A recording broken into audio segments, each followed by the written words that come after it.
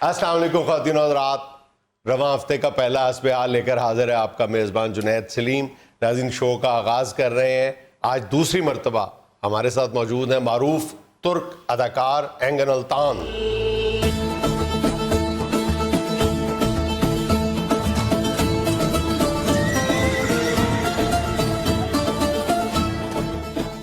अभी जुनैद, ये तो हमें मालूम है कि पूरा पाकिस्तान हमारे साथ प्यार करता है। yes. अभी तुर्क जबान में भाई को कहते हैं। ओ यार, उन्होंने भी पता, वो भी धीयां भैन वाले ने, उन्होंने भी भरा होंगे, उन्होंने नहीं पता भरा क्यों कहते ने। बल्कि मैं तो सुनिया 12 भरा ने इकट्ठे बैठे होने ते लगता है एक भरा दा भान ले है। ये तो हो गई कॉमेडी। अब सीरियस बात ये है जुनैद कि हमें जब यहाँ किसी मेजबान ने बुलाया और हमारे साथ जो सलूक किया वो तो सारे पाकिस्तान को पता चल चुका है। जी बिल्कुल जी बिल्कुल। उसने जो मेरे साथ पेमेंट तय की थी, मैं आपको क्या बताऊं, मैंने जल्दी जल्दी खुशी में इस्तांबुल बैरिया टाउन में प्लॉट बुक करवा लिया था। Yes yes yes. मैंने कहा जितनी पेमेंट मिल रही है जाके वापस प्लॉट लेके घर बना लूंगा। मगर उस कूड़ आदमी ने मुझे पेमेंट नहीं दी। आधी पेमेंट तो आप ले चुके हैं और आधी पेमेंट पता कितनी है? $5 लाख। Oh my god. आपको इस्तांबुल में जमीन के रेट का पता है? इतने में वहां 3 मरले का प्लॉट नहीं आता। ओहो। और मैंने बुक करवाया हुआ था 12 मरले का प्लॉट। अब अगर सल्तनत उस्मानिया का चश्मो चिराग 12 मरले के किले में भी ना रहे तो और क्या घोंसले में रहे। आपका बूदोबाश तो इंतहाई सादा था। ये आप प्लॉटों के और इंतहाई बेशकीमत प्लॉटों के चक्कर में पड़ गए। ये आप लोगों ने हमें खराब किया है। आपके यहाँ शहजादे 300, 500, 500, 800 कनाल के महलात में रहते हैं और हमें कहते हैं कि 12 मरले भी ज्यादा है। मरवी अभी अल्तान, आपकी सादगी पूरी दुनिया देख चुकी है। वो ड्रामा था। पाकिस्तानी कौम का अलमिया यही है कि वो ये मानने के लिए तैयार ही नहीं है आप अदाकार हैं और आपने एक ड्रामे में एक्ट किया जी। इसीलिए आपके यहाँ का एक बंदा जो हमारा मेजबान बना हुआ था, उसने जो हमारे साथ एक्ट किया है, शुक्र करें कि मैंने उसे रिएक्ट नहीं किया। वाह जी वाह। यानी पेमेंट पूरे 10 लाख और दी सिर्फ 5 लाख। फेटे मुंह। क्या बात है। सुल्तान, आपने भी तो हद ही कर दी ना। उठने के पैसे, खाने के पैसे, सेल्फी के पैसे। $10 लाख, टू मच सर। अभी जुनैद, तशरीफ रखिए हलीमा। शुक्रन। बात यह है कि एक्टर के पास थोड़ा सा ही टाइम होता है, यस। उसी में उसने कमाना होता है। वो फिर तस्वीर के भी पैसे लेता है, वाह, ड्रामे के भी पैसे लेता है, बहुत अच्छे। खाना खाने के भी पैसे लेता है, क्या बात। किसी के घर जाने के भी पैसे लेता है। वाह। मगर पार तो गुल, यहाँ के एक्टर इन सारे कामों के पैसे नहीं लेते। तो फिर खजल भी तो होंगे देना। तो गुल भाई, आप बाकी पेमेंट को रो रही, यहाँ 1-2 दिन के स्टे में आपको करोड़ों रुपए के तहफ़ मिले, वो कहाँ गए? जी जी, ये मेरी दाई जेब में अरबी घोड़ा है, ये बाई जेब में हिरन के बच्चे हैं। अभी जुनैद, ये जो तहफ़ मिले हैं उनके बारे में भी सुन ले। हाँ बताएं। ये हलीमा को किसी ने एक बड़ी ही प्यारी मखमल की डिबिया दी। अच्छा। मैं और ये सारे रास्ते बहस करते गए कि लाजमन इसमें डायमंड जुड़ी घड़ी होगी। घर जाके इसने जब वो डब्बी खोली है तो वो प्लास्टिक दी किरली सी ये चीख मार के थले डिग पई। मैं दौड़ के दे कमरे च गया वहां, डब्बी ओ पई सी, हलीमा ओ पई। मुझे एक शख्स ने मोबाइल फोन गिफ्ट किया, पैकिंग उसकी आईफोन वाली थी। जब घर जाके मैंने वो खोला डिब्बा तो उसमें वो छैया वाला फोन था। चले आप जगह जगह सुन लेते। पता सुनिए, छैया भी वो पंजाबी च कर रहे हैं ना, तुर्की च कर रहे हो तो बंदा छैया ही सुन लवे। बल्कि यकीन माने मुझे तो लेने के देने पड़ गए। मैं जब लाहौर से चक्कर लगा के घर वापस गया हूँ तो बाहर से मुझे खुसरों के नाचने की आवाज आई। जब बाहर गया हूं तो वो शोर मचा रहे थे, मुबारक होवे जंप हो, मुबारक होवे जंप। मैंने कहा क्या बकवास है। कहने लगे भाई जिन्हें लाहौर नहीं देखा हो जमिया नहीं, ये तुसी देख आए हो, तुसी जम पे हो। मैंने फिर उन खुसरों को समझाया कि भाई ये वो वाला जमना नहीं है, लाहौर में सर्दी इतनी बढ़ती है कि अगर रात को सोए हुए रजाई उतर जाए तो बंदा जम जाता है। अच्छा मिस्टर अल्तान ने यहाँ लाहौर में अपने बड़े खूबसूरत लहजे में कहा है लाहौर लाहौरे। बिल्कुल ऐसा लगता है लारी अड्डे का हमारा कंडक्टर को कह रहा है लाहौर लाहौरे। चलो ठीक है, फिर हम भी करैक्टर से बाहर आ जाते हैं। इस तरह का प्रोफेसर भी किसी प्रोग्राम का एंकर नहीं होता, बल्कि प्राइमरी स्कूल में मदारी करके दिखाता है। ये वो वाला प्रोफेसर है जो खोपड़ी कान को लगा करता है। देखिए अभी अल्तान देखें, आप सीरियस रहे, मैं भी बहुत सीरियस हूं। जेड़ी तू लारी अड्डे वाली जुगत लाई है किसी। बहरहाल पाकिस्तान का टूर करके मुझे समझ आई कि यहाँ के पाकिस्तानी जो है वो अपनी मट्टी की खुशबू से इतना प्यार क्यों करते हैं, क्योंकि मट्टी इनकी नासों में घुसती बहुत है। अच्छा हलीमा सुल्तान साहब, आप फरमाएं कि आप भी पाकिस्तान में 2 बड़ी कंपनीज की ब्रांड एम्बेसडर बन गई हैं, तो आपने भी अच्छे खासे पैसे लिए होंगे। Of course. लो इतने सैर करना है कि दिहाड़ियां लाउना है ने? हाय अपने अपने नसीब होंदे ने, तू क्यों सड़ना पड़िया? दिहाड़ियां बड़ा परफेक्ट क्या है? इसलिए कि पैड़ा परफेक्ट था। कमांडो ये जरा ध्यान ना गल करी, लोहारी दे अंदरों निहारी खा गई। तू कदी इन्हू निहारी खांदे वेख लवें, मुड़ के दा ड्रामा ना वेखें। ਇਹੋ ਜੀ ਉਂਗਲਾਂ ਚੱਟਦੀ ਹੈ ਨਿਹਾਰੀ ਖਾਣ ਦੇ ਬਾਅਦ, ਪੜੋਚ ਪੜੋਚ ਦੀ ਆਵਾਜ਼ ਆਉਂਦੀ। क्यों करोड़ों व्यूअर्स का फैंस का दिल चढ़ा रहे हैं आप? ਇਹਦੇ ਦਿਲ ਚੜਾਉਣ ਵਾਲੀ ਕਿਹੜੀ ਗੱਲ ਹੈ, ਪੜੋਚ ਨਾਲ ਕੀ ਦਿਲ ਚੜ ਜਾਂਦਾ। अच्छा वैसे अर्तुगरुल आपका बहुत अच्छे। सिर्फ अर्तुगरुल, तुम मेरी फूफो की बेटी हो। अर्तुगरुल के साथ कोई मिस्टर या साहब कुछ तो लगाओ। अच्छा अर्तुगरुल साहब, आपका दौरा बड़ा कॉर्पोरेट किस्म का था, पब्लिक में तो आप नजर ही नहीं आए। देखे मुझे यहाँ के सीनियर एक्टर्स ने समझा दिया था कि जरा पब्लिक में ध्यान से फिरना। अच्छा ये कोई मामूली पब्लिक नहीं है, ये जाते जाते एक्टर को कान के पीछे ठूंगे भी मारते हैं, और कई मंचले तो कमीज के पिछले घेरे पे सिगरेटों वाली डब्बी भी चढ़ा देते हैं। अब अगर मेरे साथ ऐसा हो जाता तो कितना बुरा लगता कि पूरे लाहौर में पूंछ वाला अर्तुगरुल फिर रहा होता। इसके साथ जितने लोगों ने भी सेल्फी खिंचवाई है, बीच में 95% ने इसका फोन नंबर भी मांगा है। Yes yes yes. एक बुजुर्ग तो मेरे पीछे पड़ गया, भाई जी भरजाई दा फोन नंबर ते दियो, भरजाई दा फोन नंबर ते दियो, भरजाई दा फोन नंबर ते दियो। ਉਹ ਮੈਂ ਕਿਹਾ ਯਾਰ ਜਿਹੜੀ ਗੱਲ ਕਰਨੀ ਮੂੰਹ ਤੇ ਕਰ ਲੈ, ਫੋਨ ਤੇ ਤੂੰ ਕੀ ਭਰਜਾਈ ਕੋਲੋਂ ਚਿਕਨ ਮਨਚੂਰੀਅਨ ਬਣਾਉਣਾ ਸਿੱਖਣਾ ਹੈ। और क्या? नहीं जी नहीं, ਅਸੀਂ ਤੇ ਬੜੇ ਫੈਨ ਹੈ ਹਲੀਮਾ ਜੀ ਦੇ। ਹਲੀਮਾ ਜੀ ਮੇਰੇ ਨਾਲ ਇੱਕ ਫੋਟੋ ਖਿਚਵਾ ਕੇ ਜਾਣੀ ਜੀ ਤੁਸੀਂ। ਇਹ ਕਰੋਗੇ ਤਸਵੀਰ ਹੁਣੇ ਖਿੱਚ ਦੇਣੀ ਆ। हजूरे वाला फैन है सारे आपके, बेपना फैन है। जुनैद साहब मुझे मालूम है, और मैं ये भी जानता हूँ कि ये कोई ड्रामे की वजह से हमारे फैन नहीं है।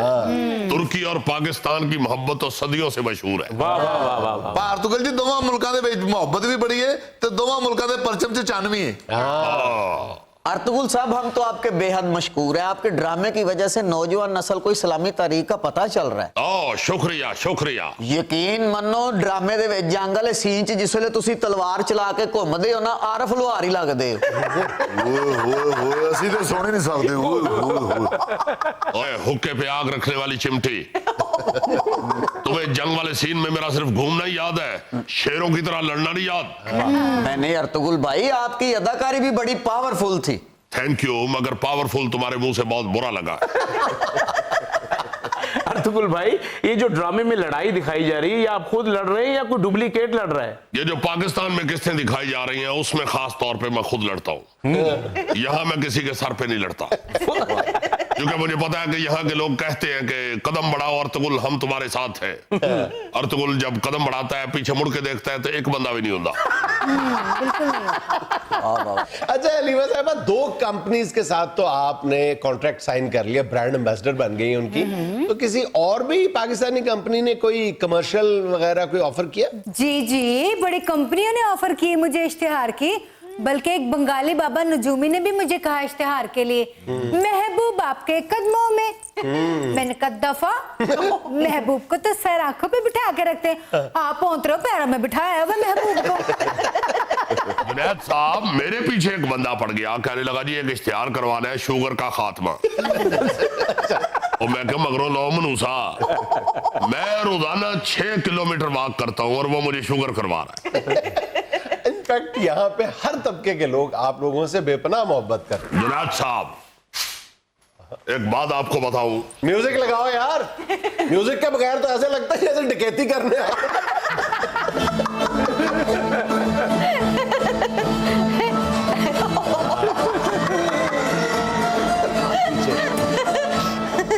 तलवार से डर लगता है।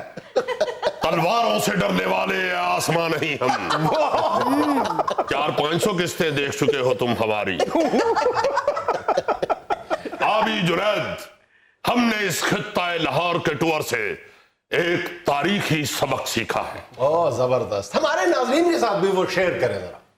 नाज़रीन, पेमेंट पूरी एडवांस। नाज़रीन, यहाँ में ले रहे हैं एक छोटा सा वक्फा, हमारे साथ रहिएगा। दुनिया भर में 36,000 लोग धुंध के बायस ट्रैफिक हादसात का शिकार होकर इस दुनिया से और रुखसत हो जाते हैं। 36,000। हाँ जी, कोई एक गड्डी नहीं ना फिर लगती।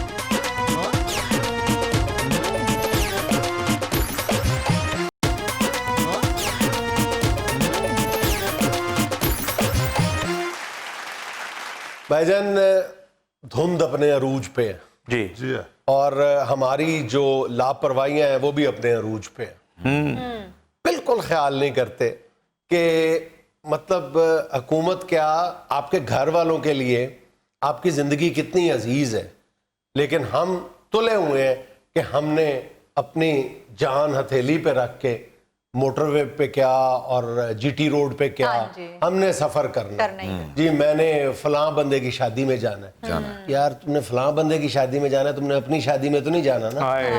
तुम्हारी अपनी शादी तो नहीं है ना, अगले दिन भी जा अपनी भी सकते हो। होगा तो बंदा फोन कर दे। जितनी धुंध है, इतनी धुंध है और अंधा धुंध है। सीधी बात है, बंदा उन अपनी शादी के शौक में अल्लाह ना करे किसी गड्डी में तो नहीं ना जाके बच जाना। देखिए आए दिन ये ट्रैफिक एक्सीडेंट हो रहे हैं मोटरवे पे, बहुत जीटी ज्यादा। रोड पे।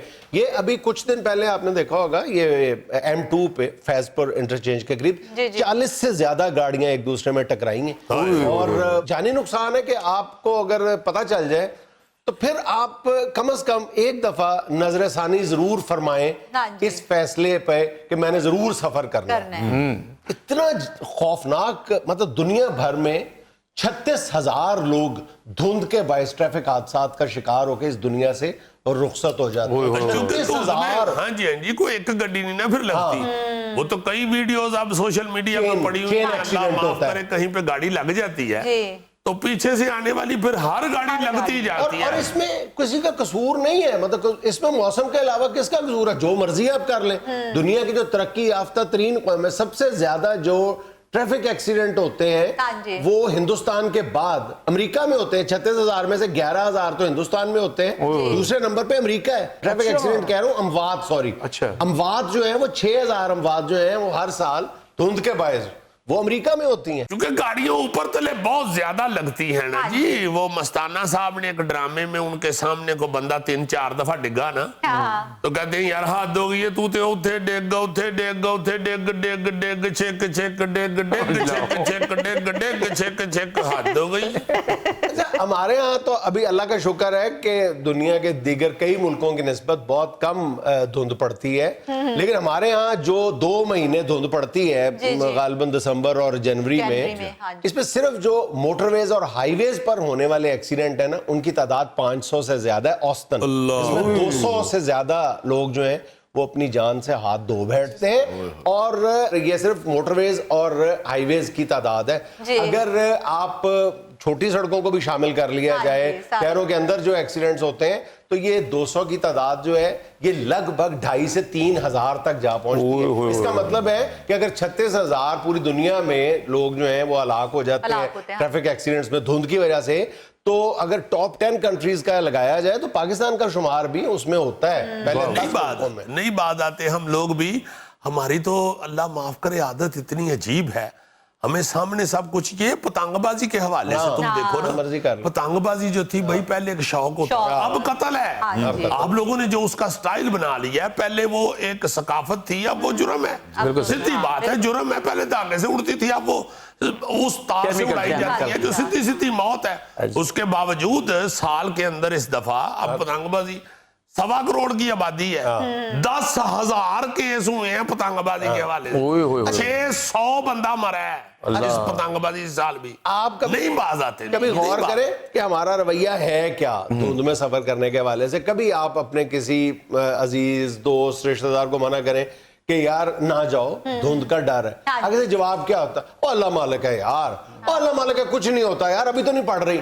यकीनी है कि भाई पिछले 6 दिन से पढ़ रही है, तो आज क्यों नहीं पढ़ेगी? आज अचानक जून जुलाई आ गया दिसंबर या में। आप किस तरह बच के निकल बच के जाएंगे? निकल जाए। अच्छा जी, फिर कहते हैं जी किसी ट्रक के पीछे लगा के आहिस्ता आहिस्ता निकल जाएंगे। निकल यानी जाएंगे, ये तवीले और जवाब देखो कि हम क्या तलाश करते हैं। भाई आराम से कैसे चले जाएंगे?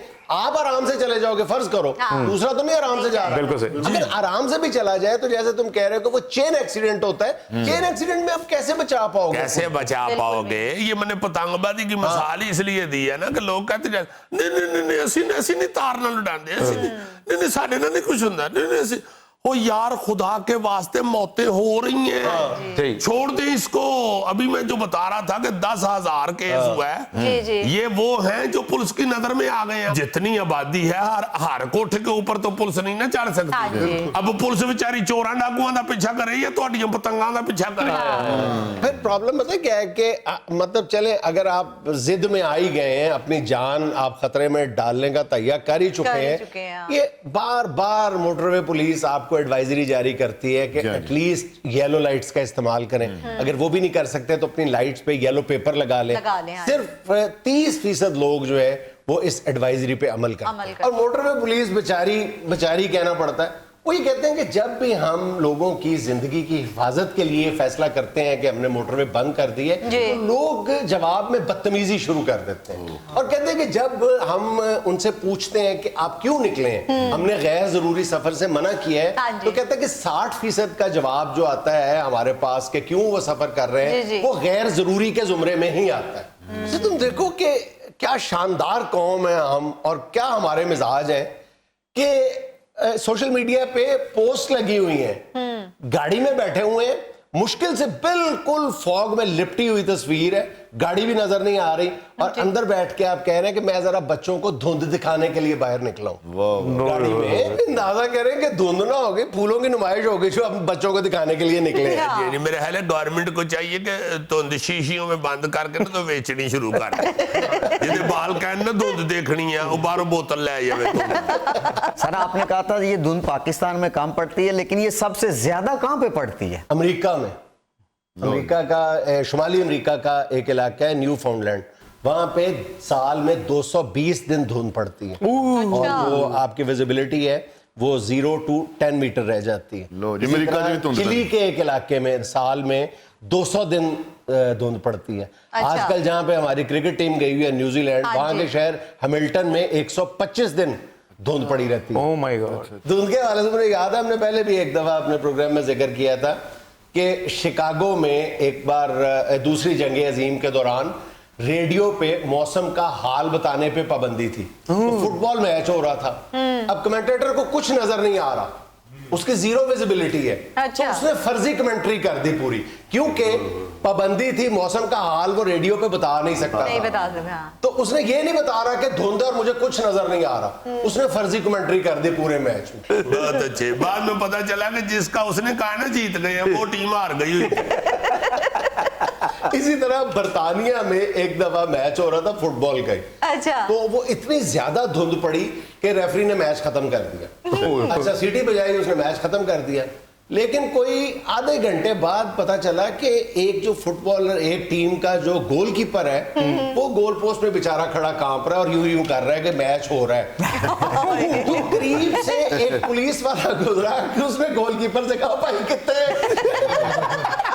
उन्हें गुजरा ना, मैच हो रही है, मैच। पुलिस वाले ने फिर कहा कि भाई मैच नहीं हो रहा। हाय हाय हाय। दुनिया में लेना एक छोटा सा वक्फा, हमारे साथ रहिएगा। राणा साहब लाहौर दे जलसे दी कोई चस नहीं आई।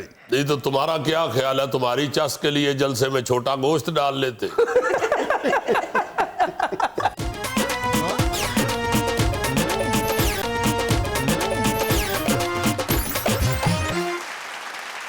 नाज़रीन, आज एक मरतबा फिर हमारी महफिल में मौजूद हैं पाकिस्तान मुस्लिम लीग नून के पंजाब के सदर मोहतरम जनाब राना सनाउल्लाह साहब। अस्सलाम वालेकुम सर।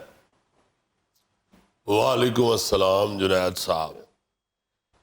वो सबसे पहले तो मैं, मेरा मतलब है आज इतना ही कहूंगा, आवाज़ सगा कम न कुनद रिज़्क़ गदा।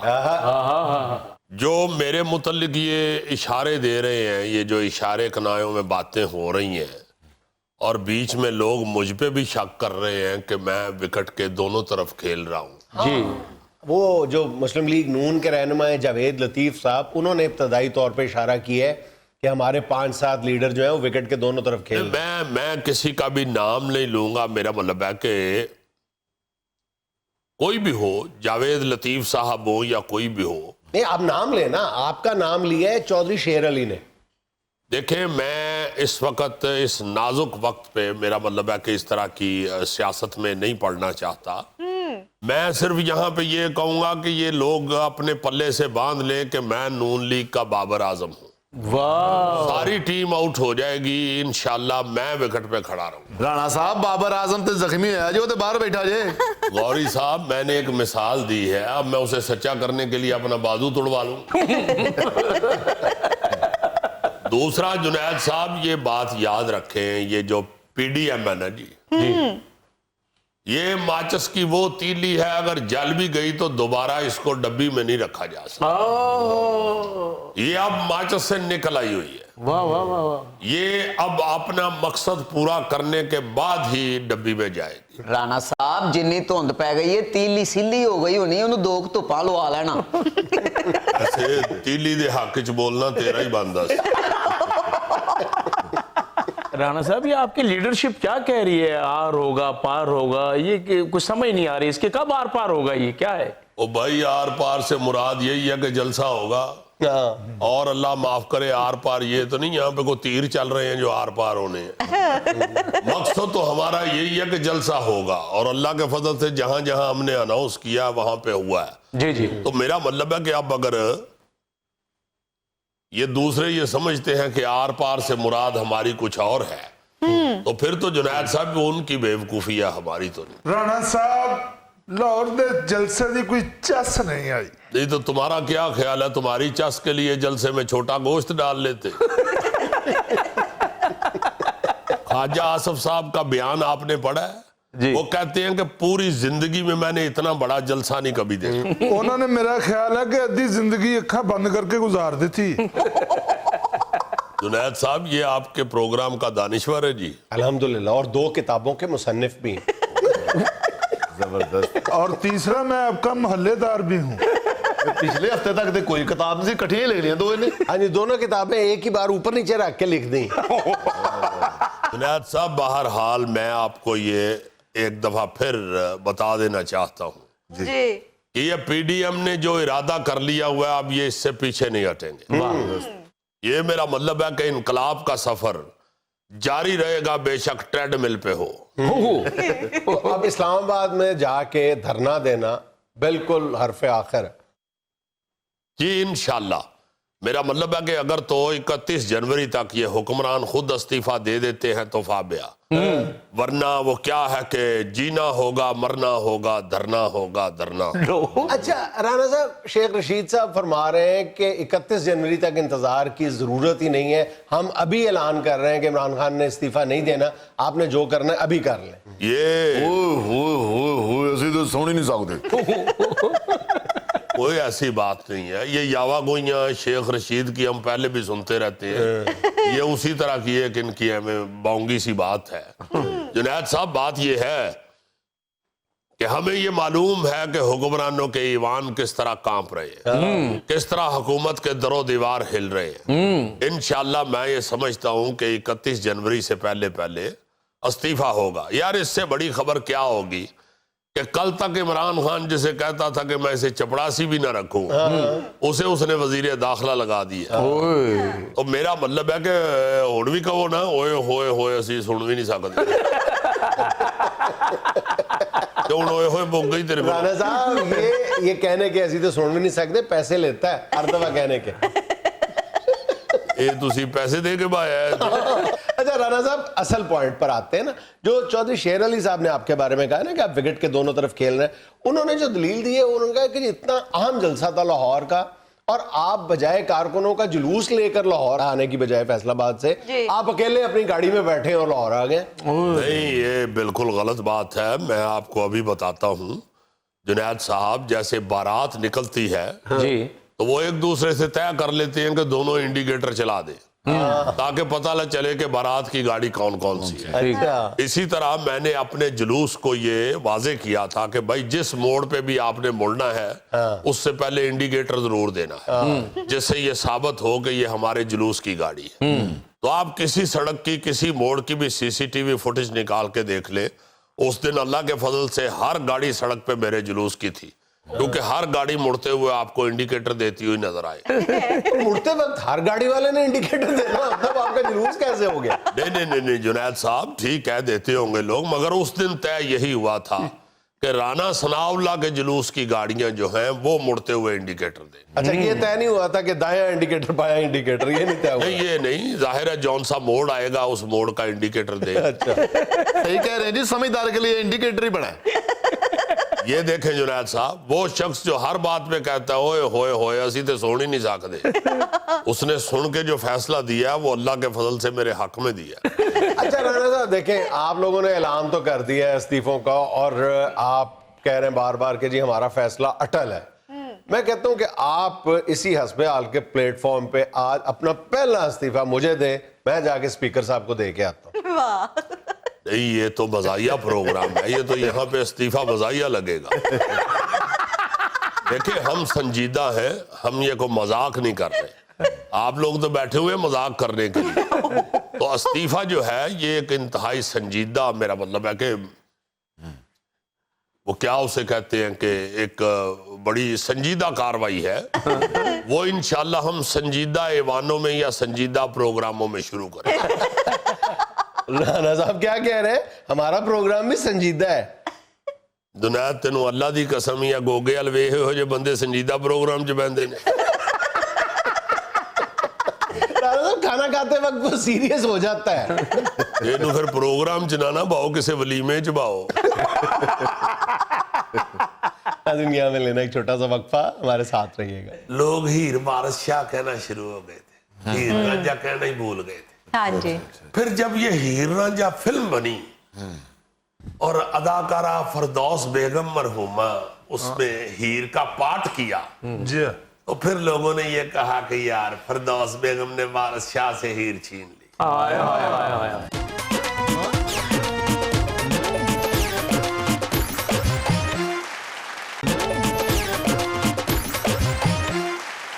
हाय हाय हाय यार, जुनैद हीर मर गई है बेचारी। हाय। क्या बात है, क्या बात है। वो कहते हैं हमारे से जो सीनियर लोग थे, वो कहते हैं कि वारिस शाह ने हीर लिख के ना जी रांझे से हीर छीन ली थी। लोग हीर वारिस शाह कहना शुरू हो गए थे, हीर रांझा कहना ही भूल गए थे। हाँ जी।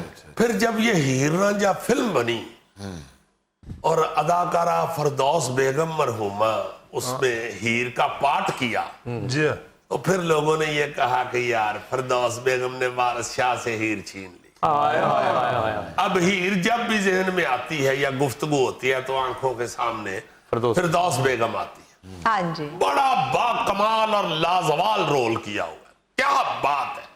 और मैं समझता हूं जिस तरह, मैं ये बड़े यकीन से कहूंगा कि जिस तरह गॉड फादर में मार्लन ब्रांडो ने रोल किया है, जिस तरह शोले में अमजद खान ने रोल किया है, हाँ जी। जिस तरह शराबी में अमिताभ बच्चन ने रोल किया है, जिस तरह मौला जट में सुल्तान राय मुस्तफा कुरैशी ने रोल किया है, फिरदौस बेगम का हीर का रोल मैं समझता हूं, मेरी अपनी जाती राय है पंजाब के हवाले से, फिरदौस बेगम का हीर का रोल इन सबसे ऊपर है। क्या बात, ऐसे लगता था कि सचमुच हीर जो है ना जी वो पिक्चराइज वाह रे वाह। सचमुच की हीर को फिल्माया गया। उसको बहरहाल वो फिल्म के लोग जो थे, मसूद परवेज साहब मरहूम, फिर ख्वाजा खुर्शीद अनवर मरहूम, फिर वो मसूदुर रहमान साहब डीओपी मरहूम, क्या बात है, सारे बहुत बड़े लोग थे। जी अहमद राय साहब मरहूम, होए मगर फिरदौस बेगम ने ना जी उस हीर को छीन लिया, हीर रांझा फिल्म को इन सब से छीन लिया। क्या बात, क्या बात। वो फौत हो गई हैं कल परसों, 2 दिन पहले, तो बड़ा ही दुख हुआ। मुझे ऐसे लगना शुरू हो गया कि जैसे पंजाब की सकाफत सारी उदास हो गई, सारी पंजाब की सकाफत की हीरोइन फौत हो गई। क्या कम्प्लीमेंट दिया। बड़ी ही प्यारी फनकारा थी।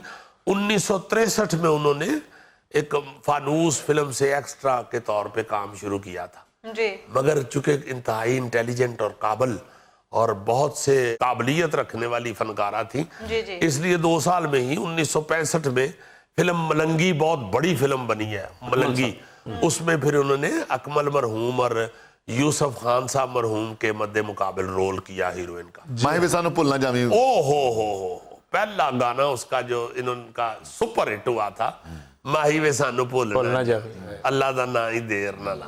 बहुत अच्छे, बहुत अच्छे। फिर 160 के करीब फिल्में हैं और बेहतरीन फिल्में हैं। हीरोइन जो एक नाम है, लफ्ज है ना जी हीरोइन, जी।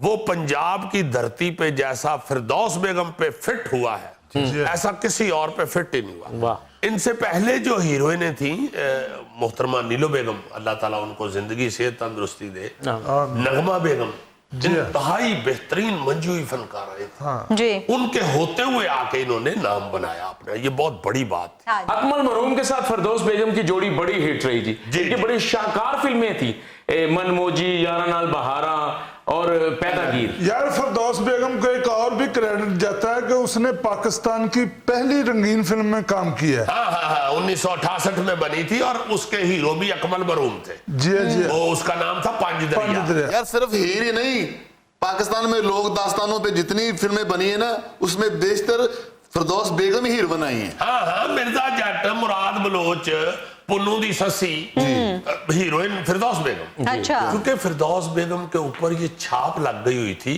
कि ये इनका चेहरा जो है ना जी वो बड़ा रोमानवी है। अच्छा। तो रोमांटिक फिल्मों में वो बड़ी जचती थी। मैं आपको बता रहा हूँ जी कि उस वक्त के लोगों के जहनों पे ये नक्श हो गया था कि पंजाब की जो जट्टी, जिसे हम पंजाब की हीरोइन कह सकते हैं, हाँ जी। उसका चेहरा फिरदौस बेगम ही है, क्योंकि कद काठ माशाल्लाह बड़ा था और इंतहाई मेहनत के साथ उन्होंने काम किया हुआ है, जिस फिल्म में भी किया, और अपने दौर में बड़ा नाम कमाया, बड़ा पैसा कमाया। ये बड़ी नामवर अदाकारा इसलिए भी गिनी जाती है जी जी। कि इनके नाम से फिरदौस मार्केट हाँ जी। गुलबर्ग में, लाहौर में, बड़ी महंगी जगह के ऊपर वो इन्होंने बनाई थी। फिरदौस मार्केट इन्होंने बना के बेची थी, बेच दी। फिर उसके बिल्कुल सामने इनकी बहुत बड़ी कोठी थी जी। और फिरदौस बेगम ने अपना काम जो है ना जी वो बड़े ध्यान से किया है, बड़ा नाप तोल के किया है। बाद में फिर कुछ ऐसे हालात बने कि ये फिर किनारा कशी इन्होंने इख्तियार कर ली जी। और फिर फिल्म इंडस्ट्री छोड़ भी गई और फिर घर में ही इन्होंने सारी जिंदगी गुजारी है। अच्छा। बहरहाल मरना तो है ही एक दिन, इन्ना लिल्लाहि व इन्ना इलैहि राजिऊन। अल्लाह ताला उनकी गलतियों कोताहियों को दरगुजर करके उनको माफी दे दे और जन्नत में आला मुकाम अता। आमीन। नाज़रीन, ये था आज का हस्बे हाल। और आज की छोटी सी बात ये कि अपनी मुस्कुराहट से दुनिया को बदलने की कोशिश करें, दुनिया को अपनी मुस्कुराहट न बदलने दें। खुश रहें, खुश रखें। आपसे मुलाकात होगी इंशाल्लाह कल। अल्लाह हाफ़िज़।